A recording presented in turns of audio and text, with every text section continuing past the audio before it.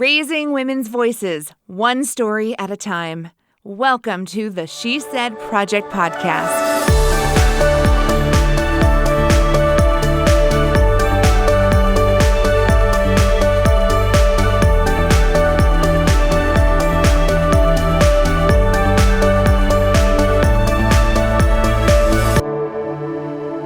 Greetings, friends, and welcome to another episode of the She Said Project podcast. I am your host, Jeanette Jerzik. Hi, Carrie Rosso. Hi, Carrie Rosso, co-founder. And who says greetings?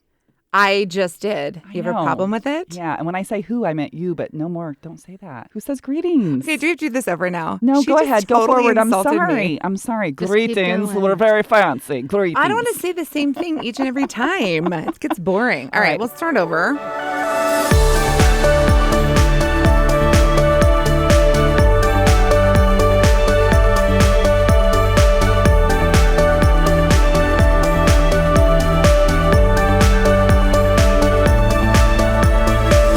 Well, welcome back, friends, to another episode of the She Said Project podcast. I am your host, Jeanette Jerzik.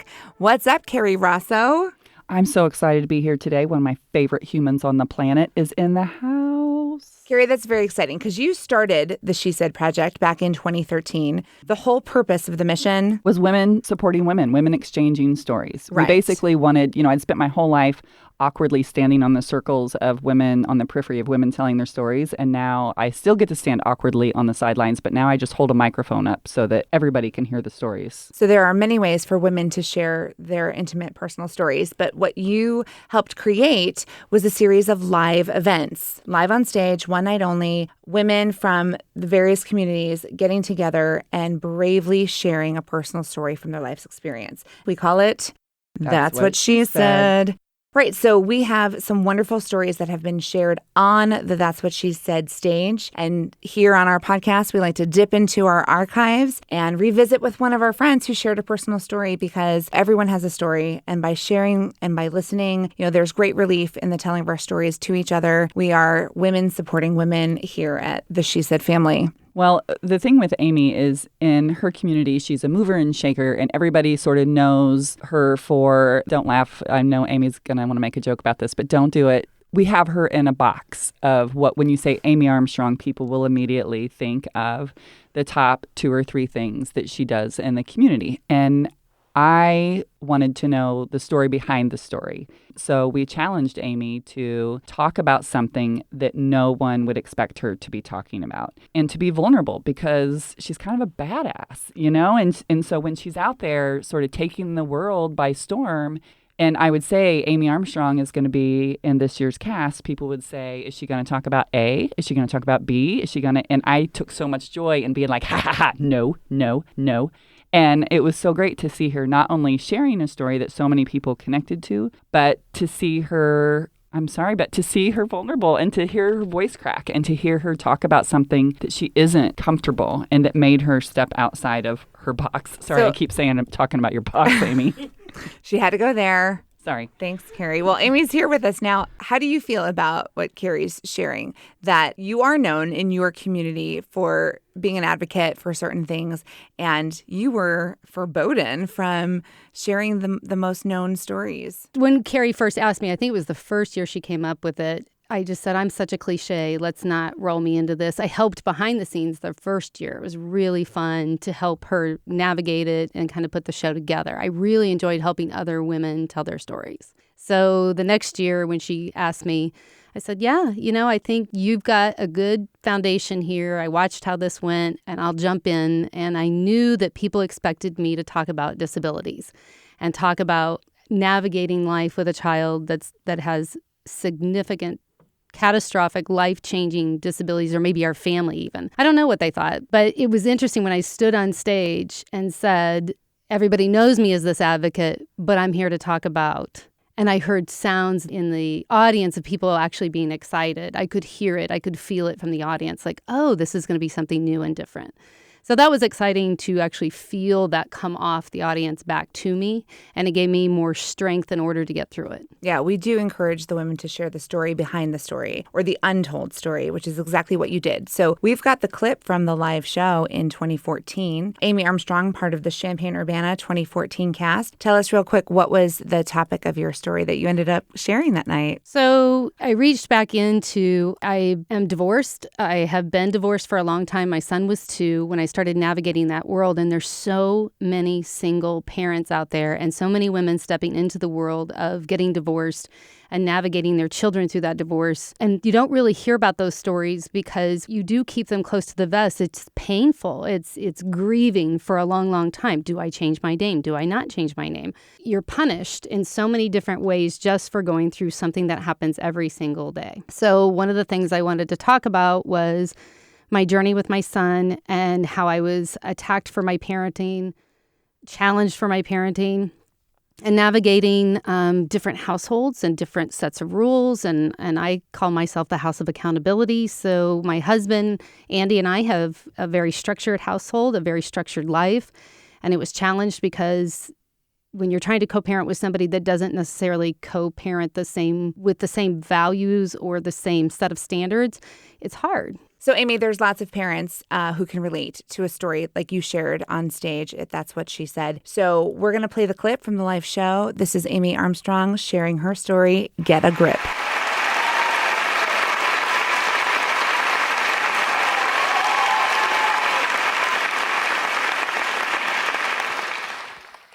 Many know me as a passionate mother of 4 and an advocate, especially as an advocate for one of my children who has significant special needs and disabilities. But what many do not know is that one of the biggest challenges I have faced is navigating the world of a teenage boy. My firstborn was laid on my chest moments after 36 grueling hours of back labor.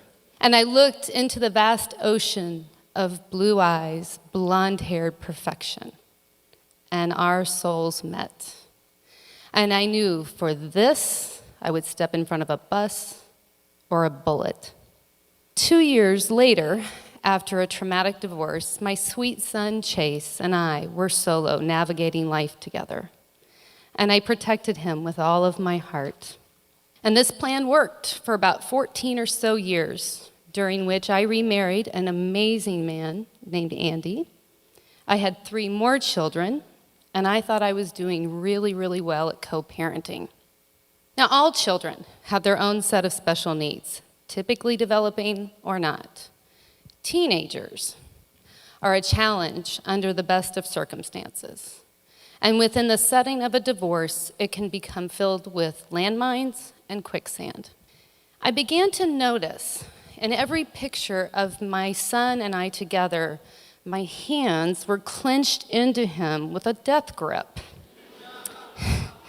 which I sadly realized was a mirror of my current parenting style, because I was going to save him from making poor choices, and I was going to keep him safe with that grip.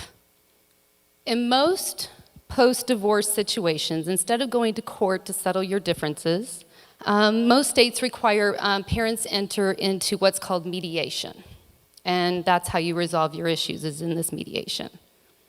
I entered mediation in early 2011 because I was going to tell some people what they were doing wrong and what they needed to do to fix it when it came to parenting my son.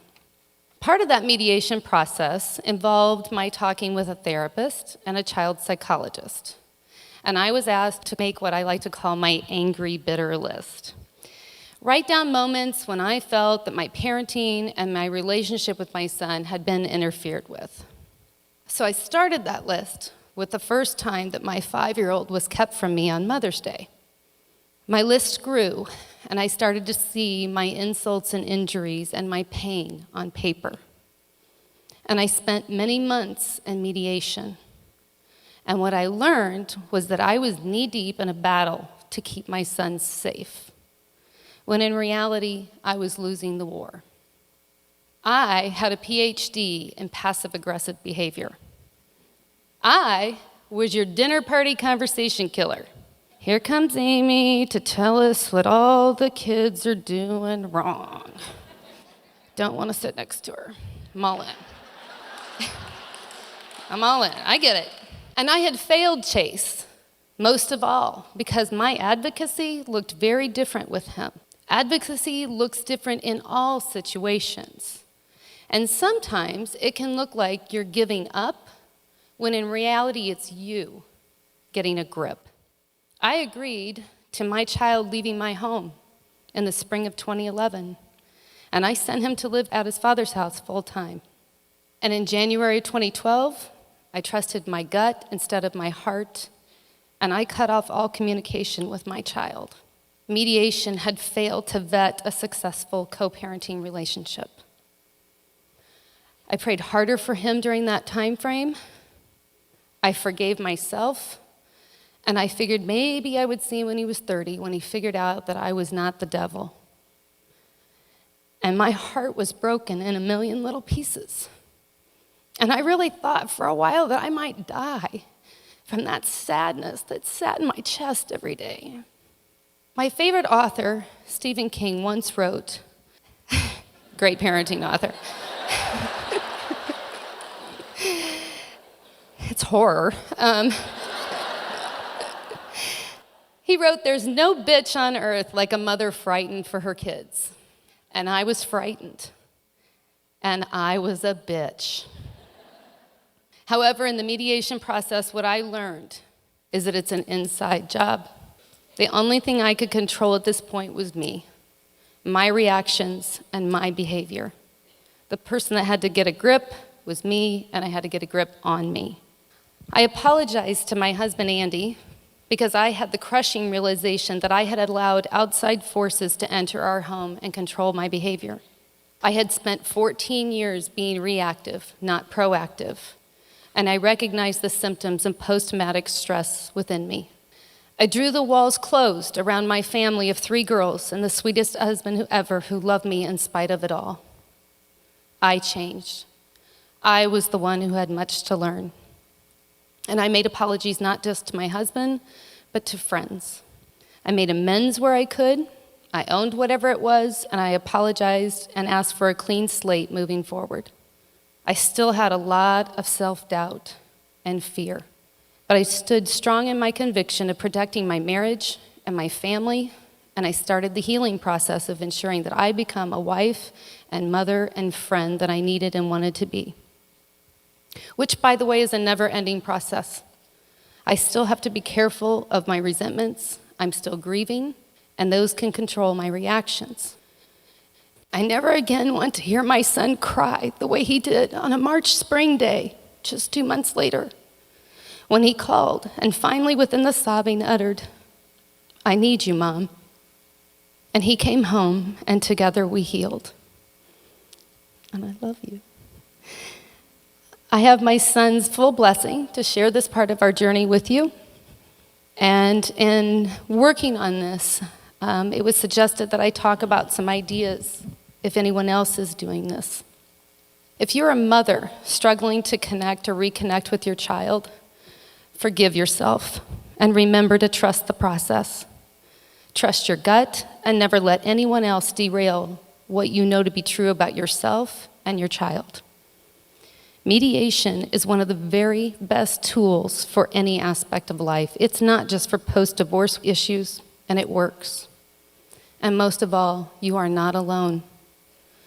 Sometimes you have to take a leap of faith and no net appears, and you hit every single obstacle on the way down, and you smash right into rock bottom. But then you can begin to pick yourself up, dust off, heal, and just keep it moving. I am Amy. I am a woman of faith, a woman of hope, and I wish that for all of you as well.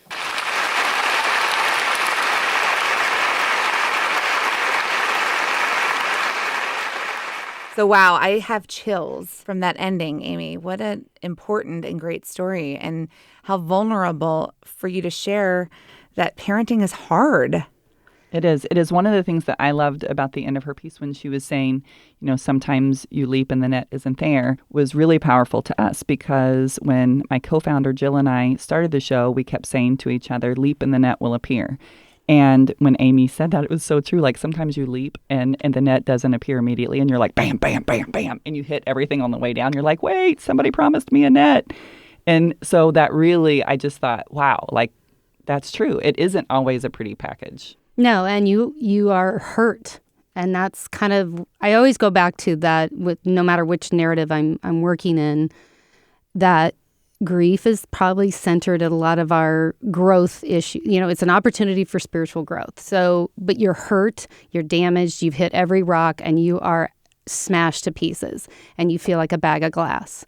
And that is how I felt for so long, and people didn't know it. And I would hold it together. And, Larkin in and of herself is that's a journey that I'm on. I'm happy to be in it with her. It's hard. It absolutely pulls at every part of my skin.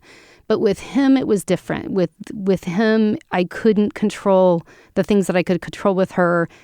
And he challenged me. And I always tell people, if you think that she's hard, let's talk about that typically developing kiddo that isn't responding to how I wanted things to go. And there were days I really felt like my chest was going to just break. My heart was breaking. And you have to let it go. You have to give it up to the Holy Spirit and just figure at some point the net's going to show up.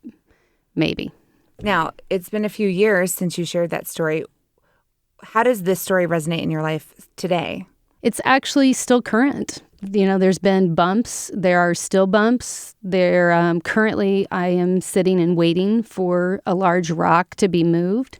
And I had to, again, roll my shoulders and take a deep breath and think, okay, this is not something I can currently control. I have to take a step back. And until I have someone in the space with me that can help me navigate, how do you tell your truth to your child when it impacts the other parent? You can't always tell the truth because you don't want to harm any of that relationship. But it's my truth. It's my story. And I am a very different person because of it. And there's things that I have recovered through therapy that I realize I will no longer tolerate. I will no longer allow in my life. And my boundaries are very clear. And how do you bring a child into that is affected by that boundary? So I'm still navigating. Which all parents do. I think as our children get older, and I keep thinking more time has to come. His development has to come. His own story has to be told in his way. He has to figure that out. And if it somehow merges back in with me, great. I'm all in. I will do everything on my end that I can to participate in what I should to heal that. We always say it's never too late to rewrite your script. And I think about that in parenting all the time. You're constantly rewriting the script and you're constantly renegotiating. The script that worked when our kiddos were little is out the window and it changes all the time. You just have to go with it. It's so hard to accept if you're someone like me, like, wait, we wrote the script, we're all going to stick to it. And no one's listening to me. But you rewrite it and then you renegotiate, and things that you were willing to put up with 5 years ago, suddenly you go, hey, wait a minute. Yeah, I don't have to do that. Right. And you don't have to do that. And right. And you have to be careful how you navigate it when you are talking about their other parent. Shared history. Because that's his parent. And I don't have the right to intervene in what his perception of that relationship is or what his reality of that is. I can only share my truth, my reality of what that relationship was and is today. And you have to do that in a thoughtful way because you can't disparage who he is at his DNA level. So I just keep thinking if I live by example, he's one of 4. I have 4 children in total, and the other 3 are doing just fine. And I know that's my benchmark. I keep doing the next right thing. And I know that at some point he will find his truth. And when he's ready to hear my truth, then maybe we can do that in the capacity of shared realities and then find a new way out of that. Did you find value in being vulnerable and sharing this story on stage? Did you find camaraderie or support from women who truly, truly listened and said, I know what it's like to go through what you're going through? It was shocking, I guess, is a word. Surprising. No, I was pretty shocked by the amount of emails and outreach through complete strangers. I sobbed through the whole thing. I completely connected with what you're saying. I'm going through this right now. I thought I was alone. And women, I'm finding out we don't talk about menopause, and we don't talk about things that we're going through that physically make us feel bad. We tend to just sweep it under the rug and figure out, okay, how do I climb out of this, and never think to reach, other than your girlfriends, your girl posse, how many other people are going through the exact same thing. There was so much feedback that said, thank you for sharing this. And I do there are women that will say, I'm going through a divorce, tell me how I do this. And I always tell them it's like a flight of stairs. You can stand at the top, throw yourself at the bottom, you're going to break every bone. Take it one at a time. Sometimes you might take 3 steps, you might slip, you might go back up a step, you might go down 3 steps. But eventually you're going to get to the bottom, and do it thoughtfully, carefully, and don't get hung up on don't take possessions as something. Sell the dining room I tell them, sell everything and take the money and run. Take money and rebuild your life, because that is the currency that women forget about. It's not your dining room table. That stuff doesn't matter in a divorce. It's your children and how you're going to be able to navigate it with the currency that you need in the real world. And we forget that.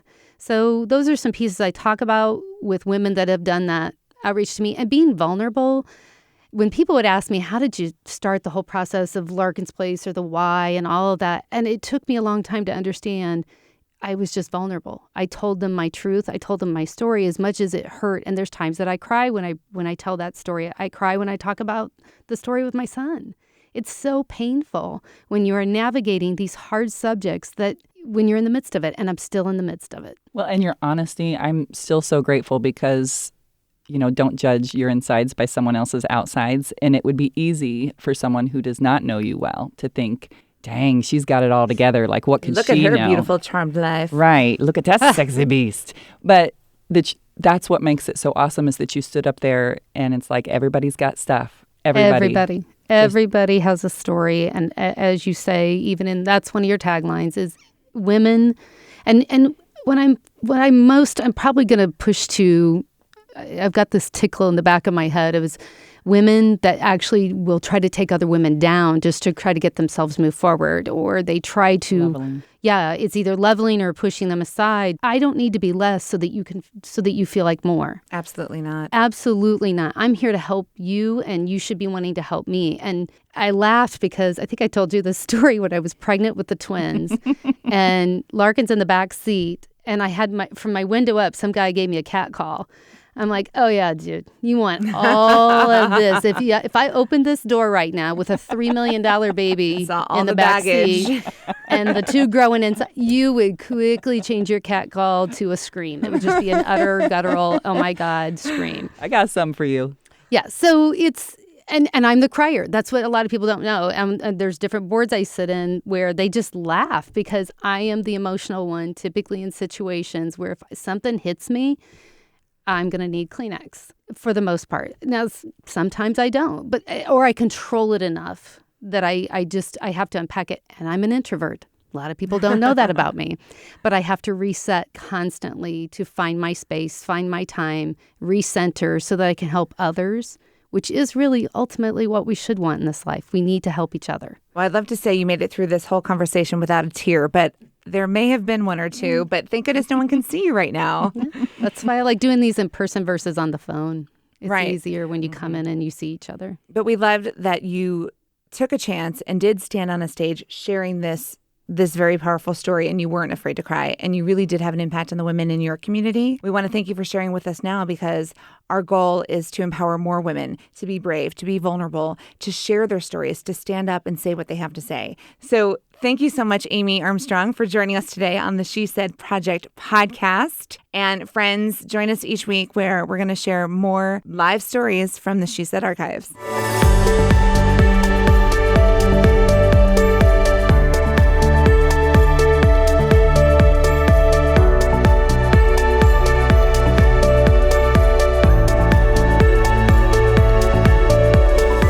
Thank you for listening to the She Said Project podcast. in partnership with Illinois Public Media. All materials contained in the podcast are the exclusive property of The She Said Project and That's What She Said LLC. For more information on our live shows, go to shesaidproject.com. This podcast was presented by Sterling Wealth Management, empowering women to live their best lives. Learn more at sterlingwealthmanagement.com.